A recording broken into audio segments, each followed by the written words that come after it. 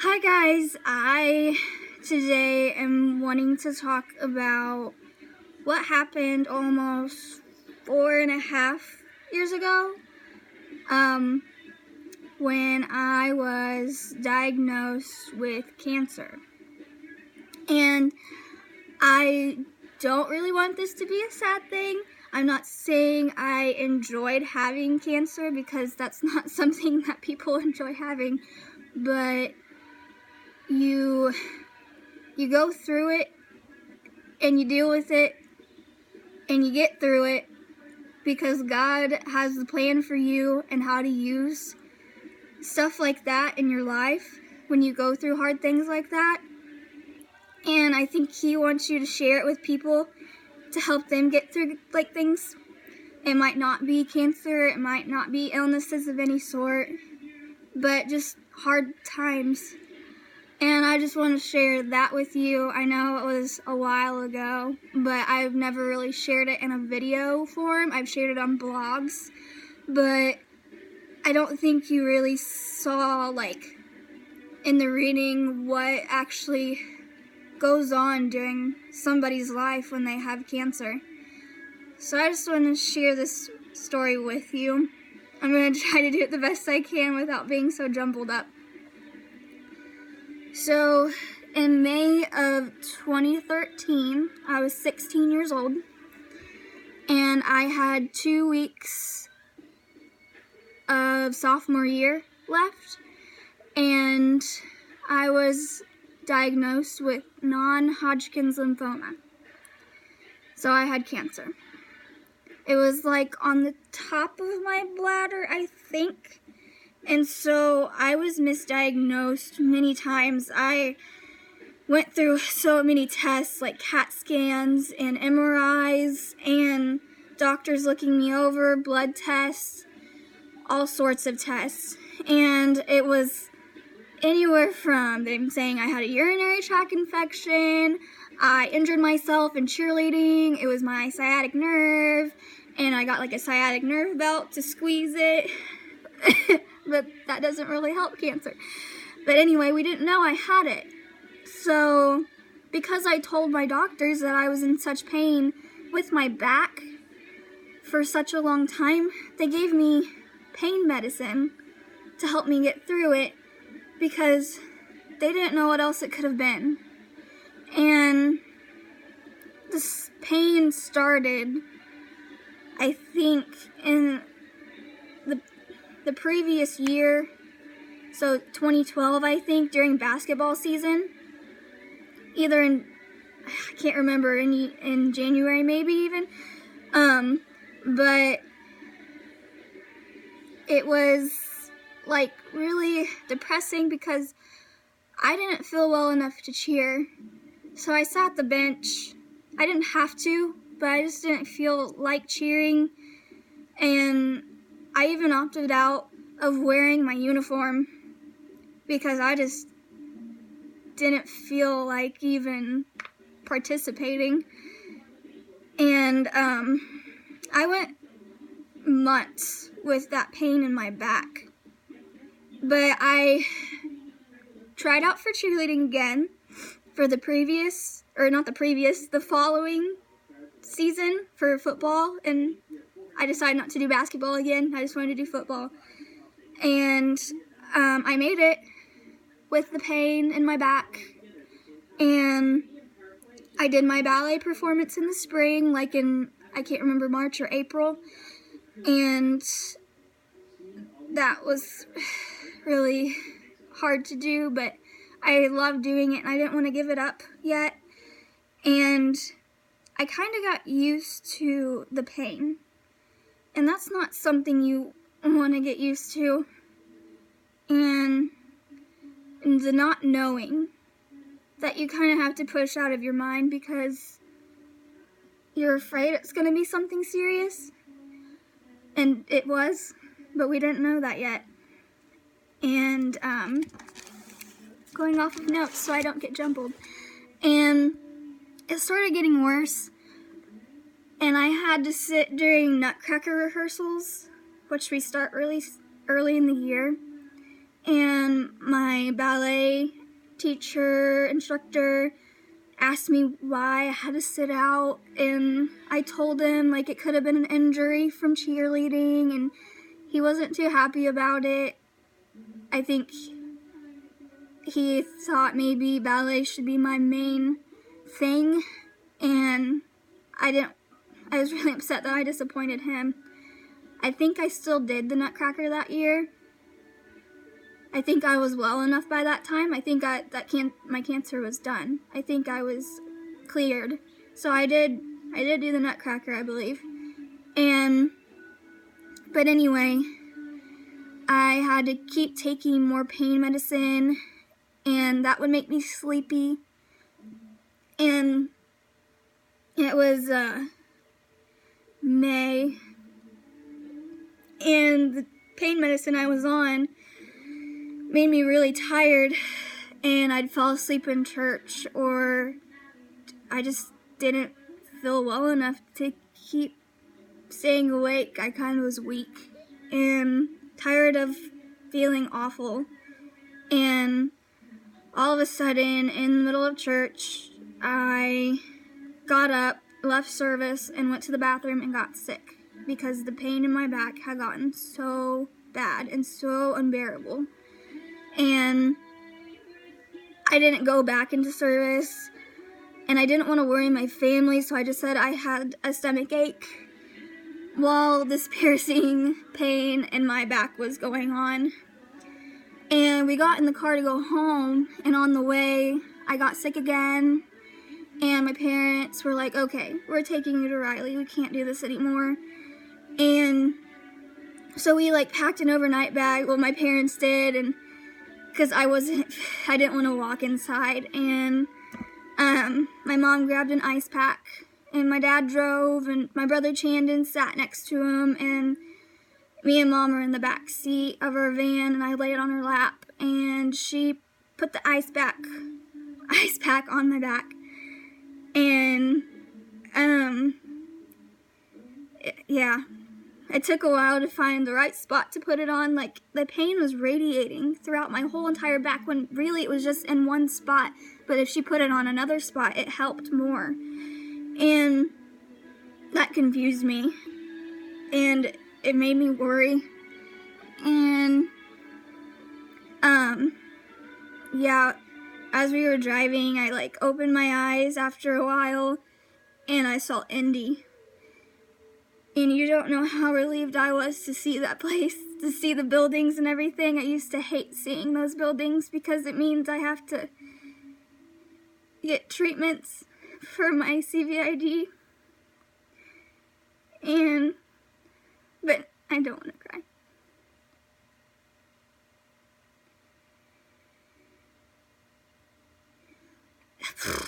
Anyway. We got into Riley, and we sat in the waiting room, and it felt like forever that I was sitting in there, and they finally took me back, and they told me I needed an IV, and I was like, yeah, please put it in. Please give me something to knock me out and make me feel better. I used to hate getting IVs. I was very scared of needles, but that day I was like, yep, put one in me, please. Please put one in me. And now what I remember from that point on was waking up for a moment, being wheeled into a room to get my biopsy done, and they did it on a lymph node near my stomach, near my stomach. But I fell back asleep for that, and then when I woke up, it's really hard to remember. I push all this stuff out of my head because I don't want to remember it. And I was in a room, and my parents were crying, and I saw my doctor, who had the hardest job of telling me that I had cancer. And I've said this in my blogs before that I wrote out a while back, and I said, cancer, okay, that's fine. I'll beat it. I've beaten everything else, like spinal meningitis and histoplasmosis and everything that else comes along with my illness that I already have. And just the thought that was going through my head was my hair. Like, I think of kids with cancer, I think of them being bald, and I think of hair loss. So that's why I was crying. Cancer didn't scare me. That word did not scare me. It was that I was gonna have to lose my hair. And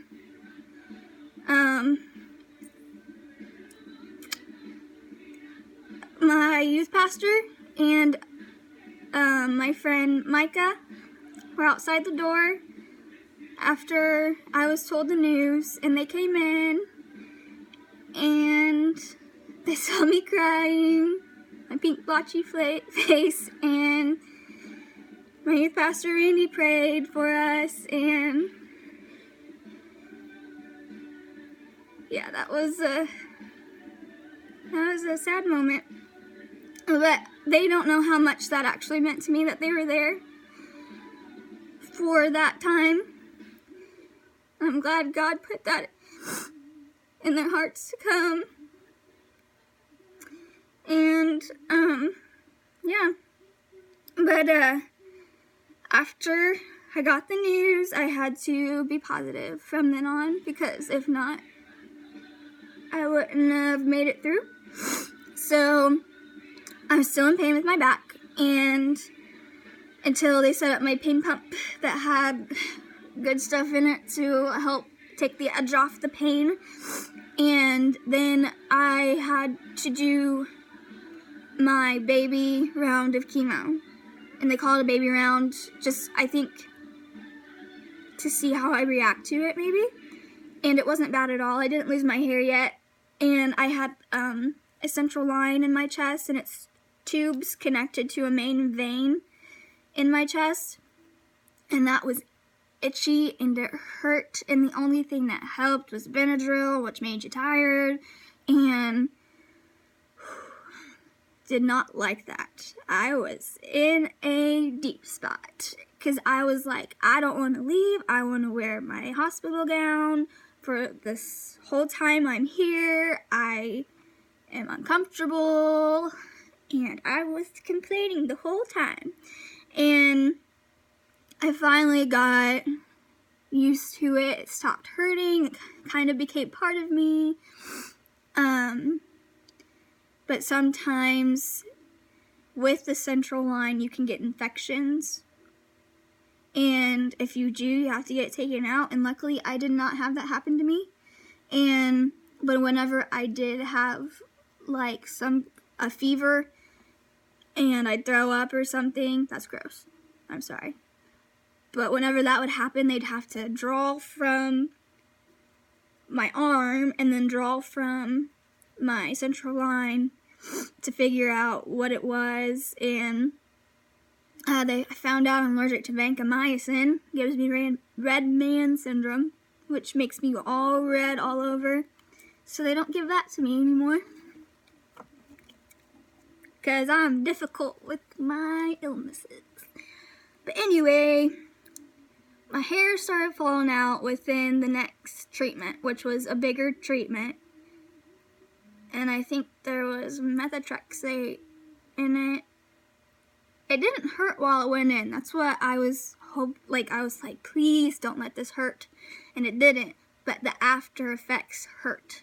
Like, I had mouth sores and headaches and I think fevers, and nothing tasted the same anymore. Like, the saltiness that I love salty stuff. It didn't taste salty anymore. All of it tasted sweet or no flavor at all, which was kind of depressing. But stuff like chicken and noodles and popcorn, those were really salty to me, and I'm glad that they were, because those are like my two favorite things to eat. And anyway, I started to lose my hair, and I was FaceTiming my friends Emery and Olivia and Christina, and I go, do you want to see a cool trick? And I took a piece of my hair and went and pulled it out. And that was like my way of coping, was freaking people out by pulling out my hair. And I did it to my nurses and my mom and my sister and like my family and stuff. And it was funny. Not funny because I had to lose my hair, but it was funny pulling it out. And my friends, when that started happening, I went over to Olivia's house, and her mom's a hairdresser, and she shaved my head because it was itchy. It was driving me nuts, and I just wanted it off. And it was all over my pillow at the hospital. It was disgusting. And then my friends, who are amazing, cut their hair for me, like super short. And if that isn't the greatest support system to have, I don't know what is. It was Olivia, Emery, Christina, and Casey who all cut their hair for me. And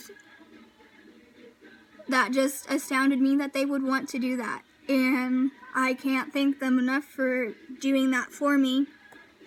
And, yeah. They are still my friends today, and I wouldn't trade them for the world. So when I was doing this treatment, I think it was like 5 months of chemo, I didn't get to stay home much. If I got to go home after treatment, my counts had to be up, like I had to get more antibodies to get me back up to where I was. I had the shot to help me boost the immune system quicker or whatever. I can't remember, all that went into that. But anyway, when all that was taken care of, I could go home. But with the side effects from the chemo, like the mouth sores, the headaches, the fevers, stomach cramps, I could only stay home for a day, if that, because I was rushed right back to Riley. And, yeah, and I missed a lot that summer, because it was during the summer, doing that treatment. Like, I missed what would have been my first One Direction concert. I've seen them 2 times. One in Detroit and one at Lucas Oil.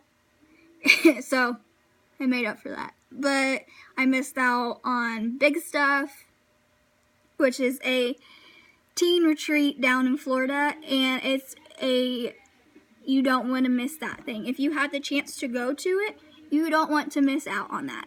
And even though I missed it, Big Stuff, the host of Big Stuff, he called me while he was on stage, and he asked me what church I went to, and I said the Ridge, and I heard all of my friends from the Ridge in the crowd, like, yelling and everything. And then this guy from my youth group, in that time, he's older, he got the group together at Big Stuff, sat him in view of a video, and they all said, "We love you, Talise," and that meant so much to me that somebody would do that, and they cared enough, and I just want to thank them for that. And anyway, when I was doing the treatments, and I did get to go home, I laid on the bed in the living room, because we moved it into the living room, because I didn't like being in a room by myself, and I'd rather be out where people were. And yeah, but things looked up, I started getting good news about my cancer was shrinking, and eventually it was gone, and my hair grew back. You see it, and if you know me, you know how long it is. It's like down to my waist, and I try to take good care of it, because I'm so blessed to have my curls that I didn't have before, because God blessed me with them.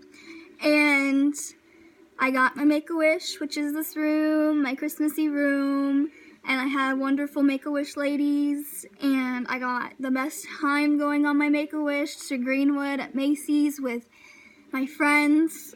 And so it really wasn't, okay, it was a bad experience, but it was also something that changed my life. Like, I'm more appreciative of it, and I don't want to take it for granted. And I have my family and my friends and I don't know, I'm so thankful for everybody. And yeah, that's kind of my story. Yeah.